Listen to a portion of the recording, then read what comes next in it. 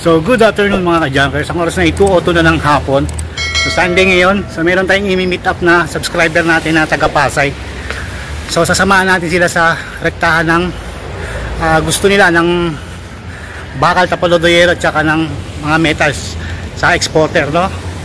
So ngayon susunduin nila ako ng sasakyan nila kasi maambon. So update ko ulit kayo mamaya. Para legit, intro muna tayo.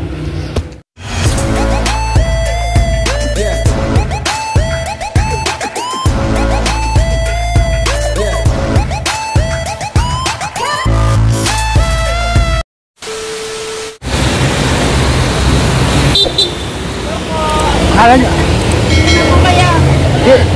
Kaya po eh.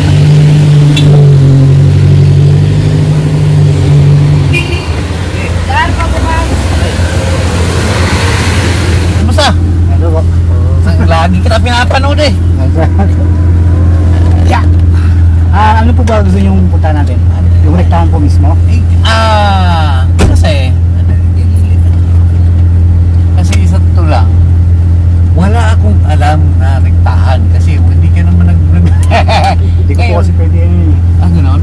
Kasi may mga ahente yung makaman nanonood eh. Ganon? Pagiging kakompetensya ko pa po yun. Oo, okay, ang tinutulungan ko lang po talaga yung mga nasa probinsya. Okay.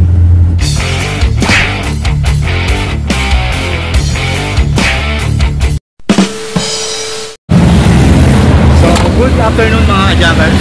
Dito tayo ngayon sa C6. Sama natin si Kuya Yari.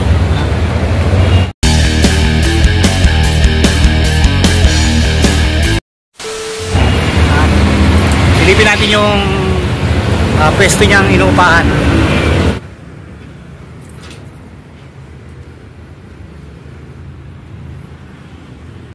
Ngayon mga Diyos, no, kasama natin si Kuya Larry.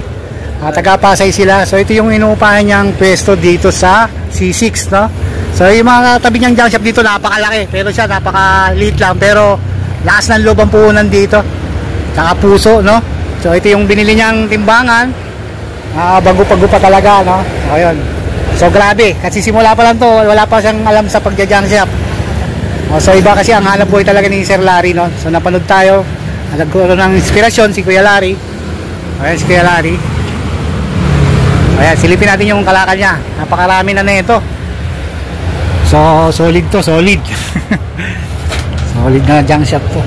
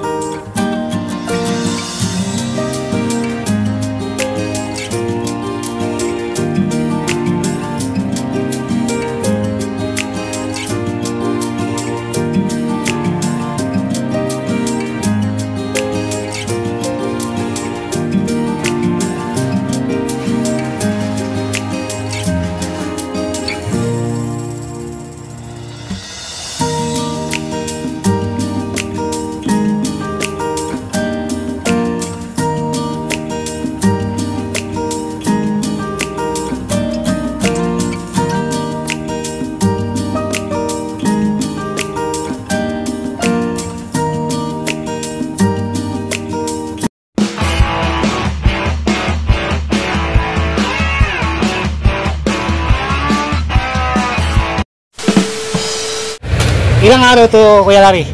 Wala pa isang buwan. To? Oo, yung nasulit. Pero actually, meron pa nga sa bahay. Pati sa backyard, meron na. Pero pag, nung nabili nyo to, anong araw? Sabado, Linggo? Actually, nung nag-umpisa kami, kasi wala pang medyo Friday. Tapos, hindi pa malakas ang loob ko. Pinanood ko yung vlog mo. Doon, lumakas ang loob ko. Kaya ikaw may kasalanan kung bakit ganito. May bakit? Lumakas ang loob ko. So ayan, sabi ni Kuya Larry, no? Napanood niya lang kasi tayo sa vlog, tapos sumugal na siya, sumugalan niya na to. So ito yung nabili niyang mga 1.7, isang bagsakan 1.7. So yun, nasa bahay ako, tumawag, tatlo ako ng tayroy, nabili natin. So yun, ito nabili niya. Ilang kilo sir? 1.7, isang pangsaka. So itong junk shop ni Kuya Larry, ano to? 1 month pa lang daw. So yun nga, napanood nila tayo sa video. Yun nga, naglakas loob silang pasukin yung pagda-junk shop. So delikado pero sipag yung ano yung dedikasyon ng inano ni Sir Larry, no? So yun, ito na, ang dami na ito. May 2 tulinada may gito. Baka 3 pa nga ito eh. No? So ito, pwede itong gawing bakal din. Tatastasin lang. So ngayon baka wala pang pantasta si Kuya Larry. So yun, kinontak niya tayo.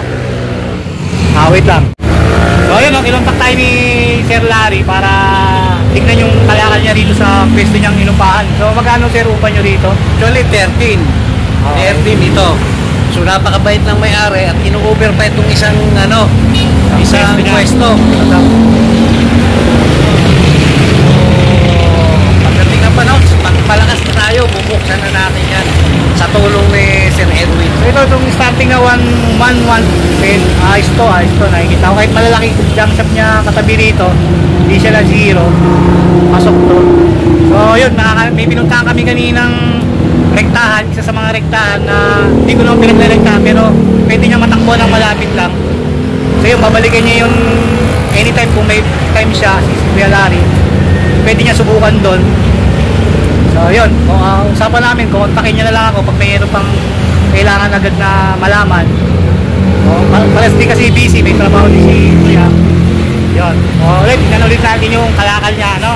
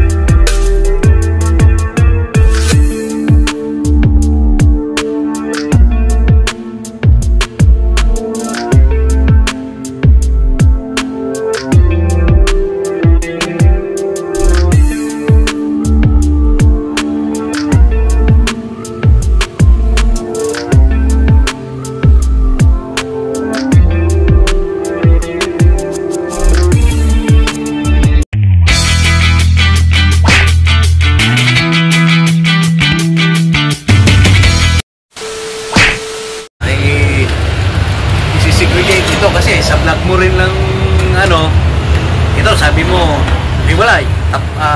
Ito kasi yung mga junkers, ito galvanized to eh. Ito yung sinasabi ko sa inyo na galvanized na sa mga BI kung tawagin. Pwedeng sa junction kasi pag binili nyo ito, sa yero lang ito kukunin. So pag dinireview nyo ito sa tunawan o sa middleman na malaking kumpanya, pasok to sa assorted na bakal. Basta ganito lang siya kaliliit. Pwede siya ihalo, basta yung kamada maganda, ano lang yun. So kasi ito halo-halo, tulad nito may mga magagandang bakal, angular, ito pwede pyesa to. Ay tubular to, hindi pwede bakal. Ayan, si Kuya Larry, so yung na-expert sa video natin na ngayon tumusubok kahit na wala pang masyadong kabisado yung pamimili ng scrap. So na-inspired siya dun sa video natin. So ngayon, kailangan supportahan natin siya. Sumubok na siya rito. So ayun, kanina may pinuntahan kami. Yun na lang po, sana makontak niya yung ari Chinese nga raw, no? So ayun, ano mapapali nyo, sir? Mga gusto pa sa maraming salamat una-una sa kay kasamang Erwin, So siya nagbigay sa akin ng lakas ng loob at higit sa lahat sa may kapal. Ang Diyos lang ang nagbibigay. Siya nagbibigay sa atin na lakas ng loob at saka blessings. Darating ang panahon na lalaki to, kasama pa rin natin si kapatid na Erwin. So ayun, so yung mga Jones, no, hindi biro itong ginawa ni Sir. Wala siyang knowledge, wala siyang ang background lang ni Sir sa steel din, pero hindi ko na babanggitin. Kailangan sa kanya manggagaling yun. So galing, kasi pag nakita nyo ito mga Jones, napakalaki na doon sa isang 1 month na nag-starting yung junk shop. Pwede na to magsimula talaga ganito. Umuupa pa, makakabuhay na to ng pambayad sa upa. O, no? Sa isang buwan pa lang, kung babantayan to lalo, mas maayos, no? Okay lang yung ganito sinasabi ko sa ibang mga bago na nanonood sa YouTube ko. Okay lang magsimula ng backyard, maliit na pwesto. Doon nagsisimula talaga yan. Saka na maganda pag nag-click, makabisado nyo lang muna yung mga hindi pa kabisado na kalakal. Yun, katulad ni Sir Larry, nagkapasay pa siya pero umupa siya dito sa C6, no? Medyo malayo yung konti kasi C6 naman to, para niya na rin yung tugon. Pero mahirap pa rin. Actually, sa bahay, sa backyard, kasi sabi mo pwede sa backyard, ano? Pati sa bahay, yung parking area, puno na ng kalakal. Yun ang lakas ng loob at saka maraming tulong yung mga vlog na katulad ni kapatid na Erwin. Nagpapasalamat ako. Kaya ito lang, maraming sabi nga, maraming thank you. Salamat din ko sa tiwala. Ito may marating na kalakal. Ayan, bibigyan niyo po ba yan? Ayan, may nagdala. Ayan. Ayan, sir, kukunin niyo ba? Actually, kung ano to, kukunin na natin. Ito, mga kadyangis, may napalaban si sir. Nagbenta na. Kukunin niyo ba, sir? Ayan, titignan natin, ha? Kukunin na natin, para hindi na siya magalaw, mapalayo. Ayan, kukunin na ni sir. Nag-video lang kami dito, napalaban na. Ito. Sige, sir. Ito, kapatid na Erwin, ano natin dito? Kapalunok. Kayo po. Bakal. Sige. Bakal lang, natin. Bakal. So ito yung makikita nyo pag mga namumulasi talaga, mga kajakers. So alam nung namumulasi kung saan kinukuha yan. Yun ang dito, kalakaran pag ang junk shop mo dikit-dikit. So nalalaman nila yung mga diskarte kung paano mamili rin sa tunawan. So yan si Sir Larry na pala. Nagbi-video kami, no? So yun, yan. So bibilin niya daw. So sila kuya nagbebenta. Ito yung yan, mga namumulasi yung tawag ko dyan, sila mga magbubutihan, Eco 8 din yan. Kasi pag sinabi mo yung Eco 8, mga junk, ano yun, may uniforme. So sila mulasi ang tawag dyan. Mga nagpupuyat yan sa gabi para makapag-ipon ng kalakal, ha?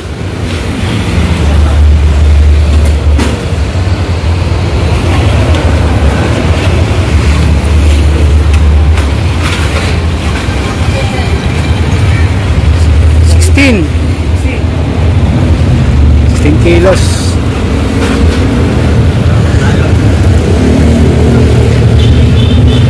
So tingnan natin, no?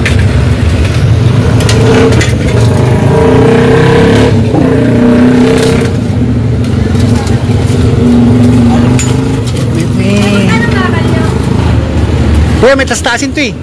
Sige, wag na yan. Wag na yan. Sa sunod na lang kuya, pag malinis, ha? So medyo marumi yung ano niya. Yung bakal na lang muna kuya, ha? Bakal na muna. Tayo tayo sarado ngayon. Napasukong na. So yan, ganyan talaga pag junk shop on the spot. Oo. So ayan, no? Update ko na ulit kayo mamaya.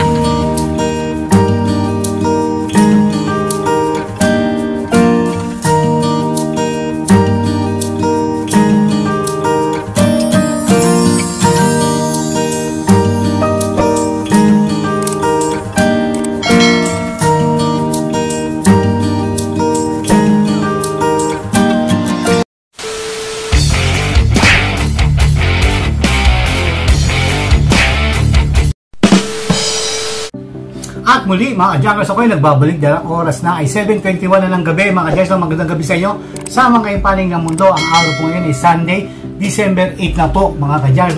So napanood nyo sa video to na meron tayong sinamahan na subscriber natin na from Pasay na sina Kuya Larry at Ate Marge, no? So ayun, sinamahan natin sila sa rektahan ng mga bakal sa Palodoyero. Hindi ito kalabos, sinamahan ko sila dun sa malapit sa kanilang pwesto. So si Kuya Larry, napanood niya dito sa simula ng video na to, na sumugal siya na mamili ng mga bakal na palodo doon sa kanyang pwestong inuupahan. So napaka-risky nung ginawa niya na hindi muna siya nagsubok sa backyard junk shop kasi para mas mapag-aralan niya sana yung mga kalakal na bibili niya. Pero siya, ginawa niya, sumugol siya dahil nga doon sa panunod ng video ko na-inspired siya na magsimula ng pag-junk shop. So kaya ako sinasabing risky, syempre nga hindi nila alam yung proseso, ano ba yung mga klase ng bakal, Saka wala siyang idea kung magkano nga ba yung presyo ng bakal sa rektahan, dahil nga umaasa nga lang siya doon sa mga videos ko. So simugal siya ron.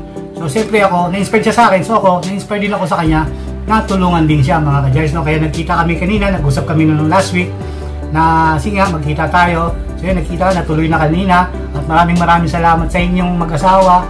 Malaking tulong po yung binigay niyo sa akin bilang isang tao, bilang isang tao na nakilala ko kayo, no? Pasensyahan niyo na yung mga pinagsasabi ko na hindi niyo naiintindihan, no?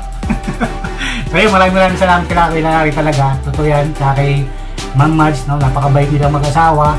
So yun, yun nga, ang advice ko sa kanila na maganda yung pagsisimula nila ng pagbubukas ng junk shop doon sa pwesto nila. So biro nyo mga ka-Jars, no?